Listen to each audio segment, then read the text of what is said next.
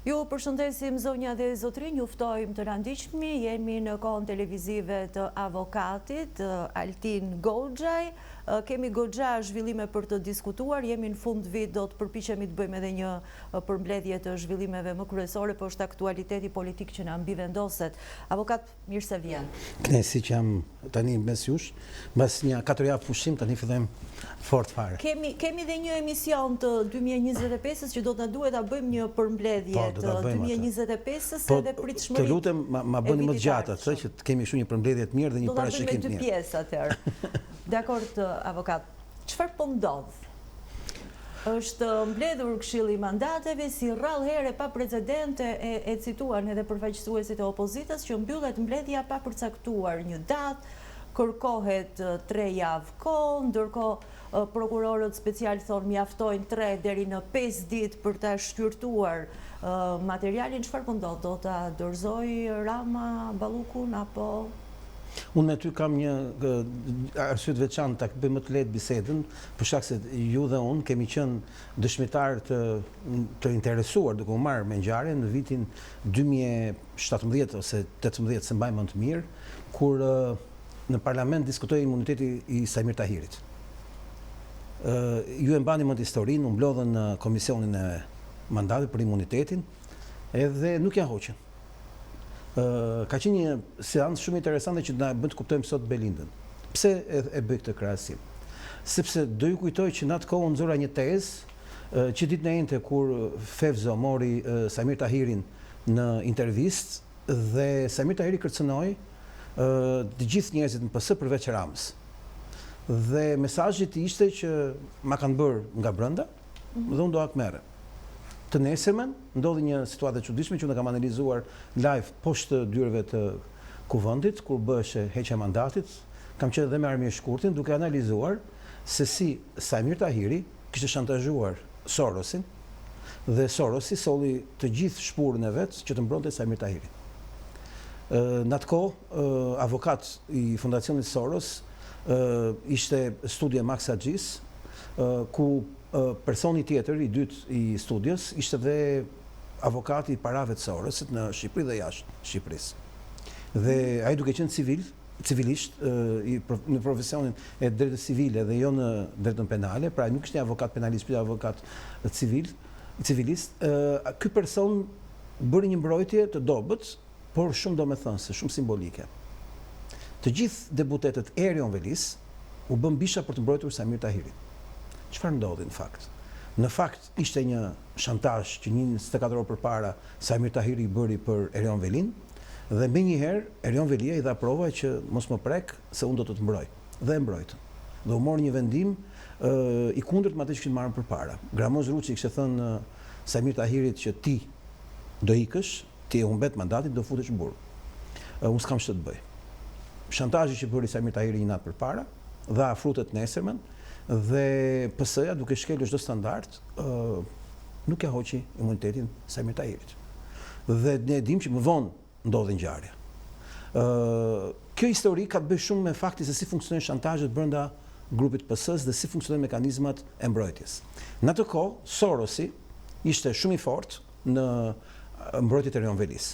Sot Sorosi dhe Erion Velia nuk kanë më pika bashkëpunimi, për faktin se ka ndodhur një gru shteti brenda Fondacionit Soros New York, ku personi që prodhoi Erion Velin në vitet 2000, që prodhoi dhe Albin Kurti në Kosovë, që prodhoi gjithë networkun Soros në Shqipëri dhe në Kosovë, në Maqedoni dhe në Malzi, është shkarkuar nga puna nga Alex Soros për shkak të sjelljes tij, ky quhet Jonas Rolet, në raport me interesat e Ramës në Shqipëri, ku siç e kam shpjeguar në vitin 2024, që Erion Velia do futet në burg sepse ka kafshuar në moment përshtatshëm për llogarit Jonas Rolet dhe u përfshin të gjithë njerëzit e vjetër të Fondacionit Soros, ku një ndër ta ishte Fron Nazi, goditën Ramën dhe Rama, pasi kishte bërë paqe me Erion Velin me ndërmjetësinë e Alex Sorosit, i thotë Alex Sorosit që ky pakt është prishur nga ata, jo nga unë. Në atë kohë, Jonas Rolet që kishte humbur pushtetin që kishte pas pranë George Sorosit, me presidentin e ri, ishte në një lloj mosmarrëveshje të vazhdueshme kompetencash, për shkak se ai ishte personi kryesor që mbulonte gjithçka, Dhe Alex Soros, si një rishtar në fondacion, kishte nevojë të shfaqej vetë në gjitha lidhjet, duke nxjerrë jashtë lloje totalisht Jonas Roy, që kishte bërë gjithë punët e George Sorosit për 20 e ca vjet. Emrin e tij mund ta gjej çdo kush tek emaili që i çon George Soros, Hillary Clinton për 21 janarin në vitin 2011. Është personi që ka bërë korrespondencën. Ndërkohë, personi që priste emailet e Hillary Clinton është gruaja e Alex Sorosit sot, që është Uma Abedin. Për të kuptuar gjithë histori, gjithë ngjarje. Dhe vim tani te çështja. Do kuptojmë që Sorosi ka ndryshuar strukturë dhe palë në Shqipëri. Tashmë e ka humbur fuqinë? Jo, e ka ndryshuar, e ka transformuar totalisht. Ka ndryshuar. Ka transformuar. Dhe njerëzit nuk i kanë këto informacione dhe atë që shohin atë marrin. Unë po jap ato në shtresa që gjithmonë 10 vjet para, 5 vjet para i bëj sot. 11 vite Trump në Shtetet Bashkuara të Amerikës nuk ka asnjë ndikim thonë. Ka ndikim shumë, këtë po të shpjegoj. Ka ndryshuar gjithçka tashmë sepse Erion Velia në këtë moment bashkë me fuqinë e tij që kishte, ka dalë jashtë tregut. Ju e keni parasysh që në prokurori është në hetim edhe Klotida Ferrati Bushka për llogaritë Erion Velis për prishjen e provave ke zyra avokates popullit Erinda Ballanca, që bën kërcënimin e një dëshmitare për Ajola Xhozën. Kjo histori duhet pasur parasysh kur ne kuptojmë si funksionon Sorosi. Sot, drejtori i Fondacionit Soros lokal, Andi Dobushi, sot është drejtori i gjithë Ballkanit. Dhe të gjitha marrëdhëniet e Europës, të gjitha paratë e Europës në Ballkan kalojnë nëpërmjet Andi Dobushit, që është drejtori i Fondacionit Soros, që është krau djathi i Ramës dhe është bërë drejtori i përgjithshëm edhe me ndërmjetësinë e Ramës tek Alex Sorosi dhe me ndërmjetësinë e Ramës tek Alex Soros, do thotë edhe në Bashkimin Evropian. Në këtë realitet të ri, Belinda Balluku, e cila nuk është produkt i Sorosit, por është produkt i një karriere tjetër, është viktima e radhës në luftën politike që ndodh brenda sistemeve dhe nuk është një çështje që vjen nga Shqipëria. Është një çështje që vjen nga jashtë. Në këtë kuptim, hetimi i saj, po. Dhe në këtë kuptim, Edi Rama sot e konsideron Belindën si gangren. Dhe do të shpëtojë sa më parë, por nuk shpëton dot. Për shkak se Belinda, me të njëjtën strategji si Samir Tahiri, tashmë ka kërcënuar vetë Ramën, duke i thënë që unë hiki, po unë nuk mund të marr kurriz gjithçka që kam bërë, sepse edhe pjesa e timit janë çështjet e Edi Ramës. Që thotë Belinda po ndëshkohet për punë të saja të lidhura me Ramën, jo për punë të saja të lidhura me njerëzit e saj. Që do thotë ajo po hetohet raport me Ramën. Çfarë po ndodh në fakt me Spakun në këtë situatë? Sot kishte një qëndrim shumë interesant Rama, se ka 3 vite që ka nisur hetimet, ai thot pse nxitohet kaq shumë Spaku. Sepse ne nuk flasim thot pa folur gjykata kushtetuese. Sepse ka ndryshuar Spaku. Për pezullimin nga detyra, ndërkohë Spaku tani kërkon tjetër gjë, kërkon imunitetin. Rama nuk ka fajqe, thot Atlaf, për shkak se është mësuar ta kontrollojë shpejtësinë e Spakut. Domethënë deri dje Rama i ka dalë nga situata tani nga duar. Që shtator. Çka ka ndodhur shtator? Duhet shohim se çfarë ka ndodhur në ambasadën amerikane, që kuptojmë çka po ndodh me zonjën Balluku. Në shtator ka ardhur në Tiranë një përfaqësuese e re që mbulon gjithë punët e ambasadës amerikane në nivelin politik, e cila vjen direkt për drejt nga kjo administratë amerikane. Dhe kjo administratë amerikane, ti e dëshmitare, nuk e ka qasur Ramën dhe as e ka uruar Ramën dhe as e ka lejuar Ramën që të ketë asnjë avantazh në raport me Amerikën. Madje edhe në pritje zyrtare në fakt nuk është parë Rama muajt e fundit. Çuditërisht çoi kamarierin e tij presidentin në New York, kur duhet shkonte vetë takonte Trumpin apo. Kamarierin sa për presidentin. Unë vazhdoj të quaj, kam 2 vjet që quaj kamarier, do vazhdoj të quaj deri ditën e fundit. Ai është kamarieri i Edi Ramës. Dhe ai ka dhe pozicionin e sjelljes kur takon Ramën si kamarier, për më tepër. Për ulja. Jo vetëm aq, po është si kamarier personal, special i atyre shtëpive të mëdha, ke parasysh ku ka një kamarier personal i zotit shtëpisë. Në këtë logjik që kam unë, me analizën që i bëj, duhet të kujtoj gjithë publikut që Rama nuk ka faj kur thot ka shpejtuar Spaku, sepse Spaku vërtet ka shpejtuar. Po pse ka shpejtuar Spaku shpejtuar? Spaku ka shpejtuar për shkak se ka shpejtuar dhe ambasada amerikane raport me Spakun, që do të thot është pasojë shpejtimi i Spakut, nuk është shkak. Pra Rama kur thot për shpejtim se ka thjesht me Spakun, e ka me ata që urdhërojnë sot Spakun. Çfarë ka ndodhur me ata që urdhërojnë sot Spakun? Deri në muajin shtator, tetor, nëntor, Spaku ishte akoma në momentin kur po bluante mekanizmin. Ishte akoma krijesa e Partisë Socialiste dhe Ramës, siç Rama e thoshte. Dhe ambasadës amerikane ishte bashk. Nuk ndahesh dot. Yuri Kim nga Rama nuk ndaheshin dot. Pasi nuk ndahesh dot Alex Soros nga Shtëpia e Bardhë. në momentin që 20 janar vjen Donald Trump, Alex Soros nuk mund shkelte më shtëpinë e Bardhë si dikur, shkelte 24 orë. Që do thot më shpesh shkelte në shtëpinë e Bardhë se zyrat e vet Fondacionit New York.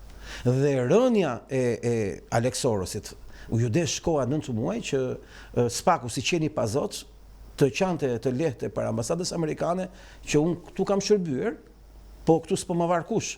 Derisa erdhi një përfaqësuese e cila përcaktoi veprimet e reja. Dhe s'pa u ka ndryshuar qëndrim që nga shtatori. Edhe rasti i Belindës, edhe rasti i Sali Berishës me 21 janarin, edhe raste tjera lidhen totalisht ngushtë me ndryshimet mëdha tektonike që kanë ndodhur në politikën e jashtme amerikane në Ballkan, të cilat mund të jenë mikroskopike në sy tan, por në fakt kanë efekte të jashtëzakonshme kur vjen puna ke pasojat që prodhojnë. Në fakt vendimarrja e fundit e Trump për rajonin nuk është aq mikroskopike. Pikërisht sepse lajm goxha i mirë, edhe pse këtu lajmet e mira nuk amplifikohen. Po pra sepse këtu njerëzit duan që Trumpi të heqë Edi Ramën. Kujtojnë shqiptarët se Trumpi do heqë Edi Ramën. Nuk e kuptojnë dot që çdo lider që sundon në një vend, legitimiteti është poshtë. Ajo të jep një dorë ndihmë kur ti e meriton. Pra ambasada amerikane është në rolin e fatit të mirë kur ti e meriton fatin e mirë. Shqiptarët nuk e kuptojnë dot që nuk ka lëvizje të Amerikës për të rrëzuar Ramën pa pasur një zëvendësim të Ramës si plan rezerv. Në Shqipëri nuk ka kush e zëvendëson dhe arsye pse s'ka kush ta zëvendësoj lidhet totalisht me faktin se ne nuk kemi alternativa politike të pranueshme për të zëvendësuar Ramën. Dhe për më tepër që në Amerikë tashmë janë të qartë që këtu të gjithë janë në zullumin e Sorosit. Dhe në këtë logjik edhe emërimi i Enri Shabanit nga Edi Rama ishte pjesë e një marrëveshje që këta e quajnë aksident firmash. Emërimi. Dëgjoj, në këtë parlament nuk ka më votime, të më besot, lutem. Nuk ka për të pas votime këtë parlament, ka vetëm emërime, sepse Rama ka vota 84 copë që i duhen për çdo ndryshim. Deri në 94, 96 po t'i duhen për kushtetutën. I siguron ai aty, sepse i ka mjetet, i ka ardhmë. Në rastin konkret, sa janë vendime deri në 84 vota, pra 71 deri në 84 quhen emërime. Sepse nuk ekziston parlamenti, ata gjithë kanë fytyrën e Ramës, janë si robot që komandohen nga Rama, apo nga diella po e quaj, se ai nuk tha kot. E kam lënë dierën me barr dhe ka 83 klysh. E kishte pikërisht për deputetët. Secili prej tyre do të kujdeset për nga një deputet, tha. Fiks, dhe pra këta janë të gjithë robotët e Edi Rama, pra është Edi Rama. Emërim quhet, nuk quhet votim kur emëron ai. Edhe zgjedhja e Enri Shabanit sipas këtyre dhe emërimi sipas meje, ishte pjesë e mesazhit që në Shqipëri klasa politike është kapur nga Sorosi. Madje edhe parkimi që bëhet te kryeministria, nga keni fjalën për protestën. Parkimi që bëhet te kryeministria i protestave, kap roj parkimi tikun e Sorosit, që ka caktuar po Andi Dobrushi, kraudiati Edi Ramës, që të kontrollojë çdo lloj mundësie. Si thoni këtë avokat? Si e argumentoni? Ju kur shkonit qytetar që i besojnë. Kur shkon ti të parkosh një makinë në një parking, a do ballafaqosh me rojën e parkimit? Do të paguash kaj, apo jo? Ai thotë se ku do vesh makina. Në rastin konkret, kushdo që të guxon që në këtë situatë shumë dinamike, jashtëzakonisht shumë dinamike, me shumë ngjarje, Rama që duhesh i garanci para kryeministrisë, para sheshit të tij. Dhe vuri rojë parkimi Adriatik Lapajn që në qoftë se ti do guxosh të shkosh atje për të protestuar, ti je detyruar që të bësh njoftim policia apo jo. Po policia çfarë do bëj? Do thotë Adriatiku të largohet. Ai s'largohet me qëllim që policia të bëjë atë skenën e rrajës tikut që i bie fikët. Në fakt është gjithë teatr. Pse është teatr? Të detyron ty të mashti fajin pse po rreth policia Tiku. Në fakt Tiku ka nevojë për policin që t'i japi legitimitet vetes që e meriton të jetë aty si rojë parkimi.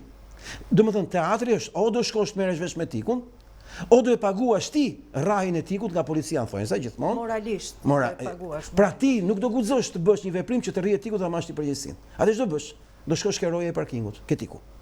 Pra Tiku aty është roja e parkimit të kryeministrisë që ka vënë Rama dhe Sorosi për të kontrolluar Ortekun, që quhet ndryshe Ortek i kontrolluar.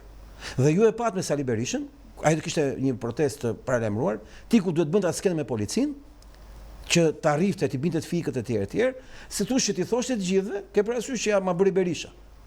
Që ti thot gjithë tjerëve në fakt, ti thot gjithë tjerëve, kush do guxoj këtu, o do vit merret vesh me mua, o unë do rrihem dhe ai do maj kosta. A kuptoni logjikën e rojës parkimit? Tjetër që po e sqaronin. Po, dhe në këtë kuptim unë e shoh Tikun si arma kryesore që ka Rama për të ruajtur Ortekun nga dalja jashtë kontrollit. Që do thotë çdo lloj gjë që ndodh nesër, i ti e detyruar të shkosh ke Tiku i Sorosit, pra ke Andi Dobrushi, pra ke Edi Rama. Pra është një kontroll siç e bërin 2021-2022 me çmimet, që ngriti bordet komuniste të çmimeve. Është njësoj si në vitin 2019-2020 që Tiku dhe Shabani mblodhen 50.000 firma në thojza që s'u numëruan kurrë, të cilat shërbyen Ramës si pretekst për ndryshuar kushtetutën dhe për të ndryshuar sistemin zgjedhor, apo jo.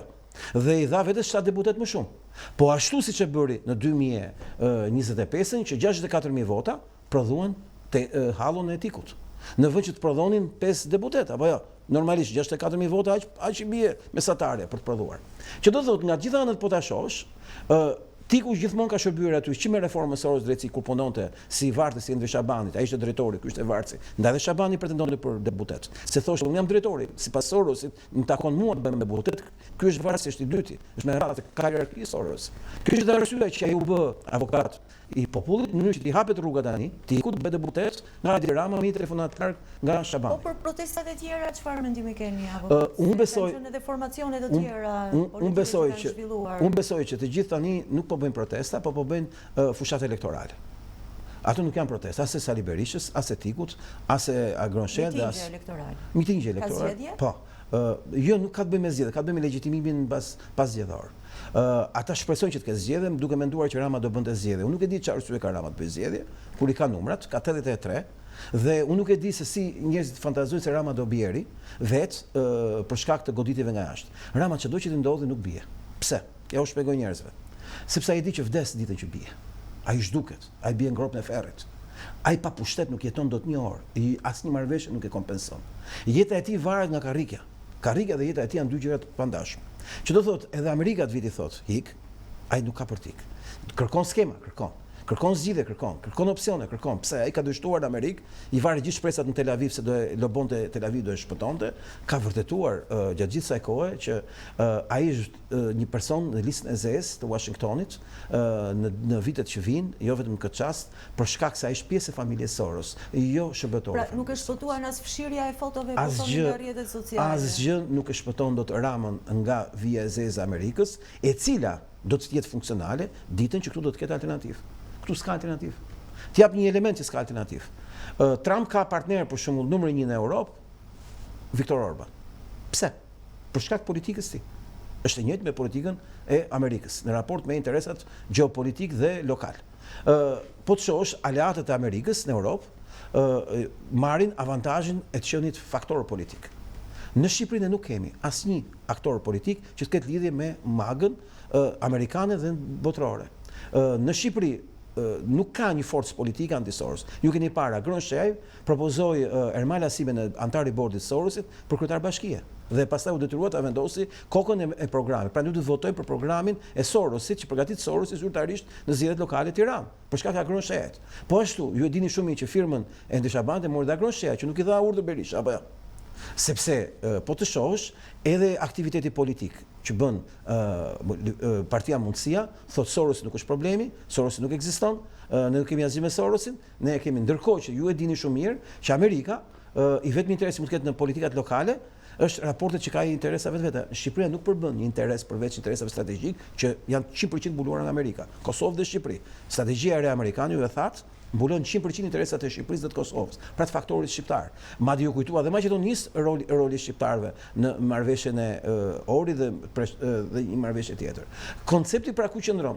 Qëndron që ne jemi përballë një realiteti të ri politik ku palët duhet të dinë të sillen. Unë jam shumë i merakosur për Kosovën, për shkak se unë e di shumë mirë që Albin Kurti nuk është i preferuar i Amerikës, madje ka bërë një fushat shumë agresive kundër Donald Trump dhe Partisë Republikane, madje duke shkuar duke bërë fushat për Kamala Harris në 2024. Dhe mua më shqetëson shumë fakti që në Kosovë ata kanë ripërsëritur krizën, duke mos bërë një aleancë PDK-LDK, për shkak se Memlik Krasniqi, edhe ai është njëri i Sorosit, Memlik u shpreha gabim, Lulmir Abdixhiku është një njeri i Sorosit, ashtu si dhe kryetari i bashkisë i LDK-s është njeriu i Sorosit, dhe atje kjo u sabotua një marrëveshje LDK-PDK që të kishin kryeministrin më të parën. Pse? Do filloi të përsëritet kriza në Kosovë. Albini merr më shumë vota, ka i të drejtë mandatit bëj qeverinë, apo jo? Në këtë duhet të kishin bërë një koalicion që nuk e bën sepse sabotuan nga Soros. Prandaj në çdo diskurs politik për gjithçka është Sorosi kryefjala. Po keni parasysh 35 vjet në Ballkan, Sorosi ka ndërtuar strukturën e tij dhe shqiptarët kanë qenë parkimi bazë i fillimit të tij.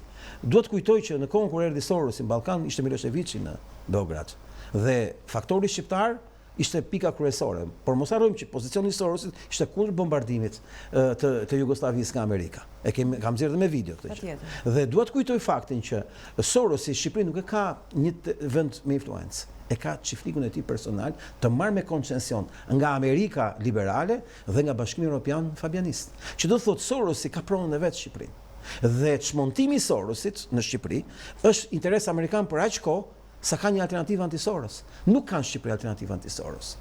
Ja u them me plot gojen këtë. Mungon një alternativë politike anti-Soros dhe objektivat e partisë tonë që krijuam, sapo krijuam dhe nuk patëm mundësi ta zhvillojmë.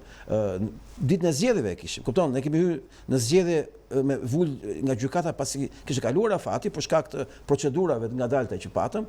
Ne duam që Partinë Aleanca Konservatore ta bëjmë një faktor pro-amerikan, trumpist, të përshtatur me standardin evropian të Orbanit, që quhet Patriotët për Europën. Dhe ne kemi objektiv kryesor. 24 janar kemi kongresin dhe 24 janar kemi kongresin dhe aty themi të provojmë të bëjmë një gjë ndryshe, ku nuk është një parti, po është një koalicion palësh të ndryshme, të cilat i bashkojnë 10 pikpame të bazë që ka ajo. Goxhaj, më lejo dhe një pyetje se jemi në fund. Nëse 83 kartonet e Partisë Socialiste nuk shkojnë për heqjen e imunitetit. Nuk shkojnë për heqjen e imunitetit.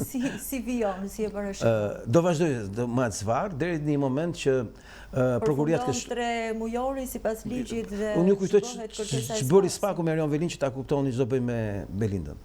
Me Erion Velin, sa Erion e ngrinte kokën, i shtosh një 3-4 nene të tjera, 3-4 faqe të tjera dosi. Këtë do i bëjnë dhe Belindës. Ajo nuk ikën, këta i shtojnë faqe, këta i shtojnë faqe. O ajo të ikin nga Shqipëria, o të arrestohet. Po, faqe do shtojnë, do ketë dhe mjete të reja, do ketë dhe mjete mediatike që do përdoren, për të ushtruar presion ndaj Edi Ramës. Por Rama, po lëshoj Belindën, Belinda ja ka bërë qartë, të pakën ti s'do më shosh. Por Belinda është gangren për Rama. Rama do të shpëtoj nga Belinda, po shpëton dot. Që do thotë Rama do bëj çmos të garantoj Belindën që unë do bëj gjithçka, por në fakt ai do punoj kundër saj. Dhe ai do punoj që shpëtoj vetë, kuptohet. Dhe skandali do të zgjerohet dhe zgjerohet, derisa të vijë një moment që o Belinda të largohet nga Shqipëria, mendoj shumë se Arben Ahmetajn, po jo kundër Ramës. Ndërkohë pasaporta është e sekuestruar. Më falni, sa pasaporta ka nevojë Belinda të marrë mua në telefon të jap një 3-4 numra telefona kriminale në Shqipëri që merren me falsifikim pasaportash. Kur i di dhe unë që jam avokat, si di ka ajo. Unë flas për çfarë është ligjshme. Më beso, nuk vuajnë këta. Pra nuk është problem. Ja, nuk. Mi fjalë këto janë kot, këto janë gjitha kot. Unë besoj që zvarritja e procesit të Belindës do të jetë një avantazh elektoral për palët opozitare, për të prodhuar narrativ, por mund ta garantoj këdo që çfarëdo që të bëhet, çfarëdo që të ndodhi në atë shesh, në atë formë si e kemi, zero shanse ka të rrezultuar Rame për shkak se ai ka vënë rojën e tij të parkimit te kryeministria, që quhet tiku i Soros. Ka roja i fortë që nga... Jo, është thjesht, ai që prish është puna e qumshit. Hidhi çik fare kosi, bëhet kosi gjithë. Mjafton kaq pak. Tiku si fara e kosit aty. Gjithsesi jemi edhe në ditët e fundit të vitit, situata e ndrimit të vitit nuk favorizon, në fakt. Kështu që... Nuk është puna aty, po ju e mbani mend para 2 vjetësh, në 2023-shin, kur Tiku doli në televizor dhe tha, unë jam të rrhequr, tha, se i kam lënë hapësirë Sali Berishës, se unë po të dua me një fishkëllim për 2 javë mbush bulevardin. E pam dje, deti 2 javë, dhe serën asnjë %, e votuesve të tij. Ishte më pak se 620 vetë në shesh. Që do thotë, ai aty nuk është se përfaqëson, ai po rehabilitohet përballë ignorancës shqiptarëve, të cilët besojnë asaj që shohin dhe ajo që është poshtë në politik, po pe atë që pe, s'ke para asgjë. Politik duhet shohësh atë që është poshtë, jo atë. Dhe në Shqipëri nuk ka mundësi mediatike për të pasur. Ju e keni parë që mediat më të rëndësishme në Shqipëri i bëjnë promo Adriatic Lapajt 24 orë, sepse ai duhet të jetë faktori kryesor. Sepse kjo është skema, Soros duhet të jetë alternativa opozitare. Dhe sa të jetë Soros alternativa opozitare, harrojeni që Amerika do erëzojë Edi Ramën. Amerika do erëzojë Edi Ramën ditën që do ketë një palë që ja vlen të jetë në përballë shqiptarëve me mjetet e duhura, formën e duhur dhe aftësinë e duhur për zëvendësimin e pushtetit. Koncepti një qeverie tranzitore që ka qenë gjithmonë pikpamja jonë në këtë televizion që në 2019, kur kemi prezantuar se si duhet të jetë Shqipëria do një fazë tranzitore, është ideja e vetme që mund të funksionojë, por kjo ide nuk mund të funksionojë por aq kohë sa ku të gjithë palët janë po Soros. Dhe po ta shohësh, po ti mbledh të gjitha palët, të gjithë vuajnë nga njolla e Sorosit brenda tyre. Duhet se s'bën të ketë një palq, garanton pikërisht lakurisinë e Sorosit. Nisma e fundit e Partisë Demokratike në Partinë Demokratike në fakt. Po si të them unë, ti ku thot, unë kam dalë si qytetar, megjithëse kryetar partie, kam blerë dhe kryesinë e partisë, janë qytetarët. Dhe thot Berishës, ti hajde pa logo. Logo është Berisha vetë. Siç është tiku vetë. Logot janë ftuar të kryetarëve. Jo, pyeta për nismën e lançuar brenda Partisë Demokratike për të shpallur non grata. Unë i përshëndes miqtë e mi që përpiqen të shpëtojnë PD-n nga vetja e vet, por nuk e shpëtojnë dot sepse ç'është gjenetike. Domethënë, ajo partia ka ngent keq, nuk e ka merren me puçret. Ne nuk kuptojnë që nuk janë thjesht disa individ. Është vetë PD-ja që ka vdekur. Pra nuk e shpëtojmë dot as PD-n, thoni nga Sorosi. Po s'ka si shpëtoj për shkak se të gjitha veprimet e saj janë sorosiane. Unë të kujtoj vetëm që më keni ftuar këtë televizion në 2023-shin në qershor, ku unë kam shpallur krijimin e Frontit Shpëtimit Kombëtar, që bën me Sali Berishën, kryeza tuaja, po. Për të krijuar një front qytetar opozitar që të rrëzonte Erion Velin. Dhe Shtat Korriku, protesta më e madhe që ka bërë PD-ja dhe më e bukur që mund të themi, që është bën Korriku, dini Korriku bën protesta, tregoi që ne kishim shanse që të bënim diçka, po nuk e deshën ata. Ditën që është takuar me Sali Berisha, nesër më ka emëruar drejtor të marrëdhënieve publike Alfred Lelu në Sorosit, në marrëveshje me Soros. Pra, PD-ja është diskredituar ke amerikanët, sidomos ke Civitas, për faktin se bën sikur. Mua më kanë izoluar totalisht gjatë kohës që Civitas ishte këtu, që unë t'jepsha municion, një luftë elektorale që mund të ishte shumë e dobishme kundër Ramës. S'më lejuan, më penguan me çdo mjet këta të PD-s dhe këta që shoqërojshin Civitas në PD, Alfred Lela, Nikola Kedhi, gjithë çka ishin këta personazhe, bënin çdo gjë për të sabotuar çdo lloj kontakti që ne t'ju jepshim municionet tona antisore, sepse ne e dimë si funksionon. Megjithëse në kohët e sot me avokat mënyra se si ju mund të kontaktoni janë. Jo, nuk ka të bëjë me atë. Ka të bëjë me rolin që ti ke në lojë. Ka të bëjë me atë gjë. Unë s'pata mund të bëj as fushat pikërisht sepse isha përqendruar që do bëja këtë gjë dhe ma pezulluan këtë mundësi. Ka të bëjë shumë fakti i pozicioneve që ke, nuk ka të bëjë me një thashë them kafeje që ti thua ke vesh. Qartë. I kemi konsumuar minutat, avokat, ju falenderoj për bisedën. Ju falenderojmë edhe ju, zonja dhe zotrina Ndoqët.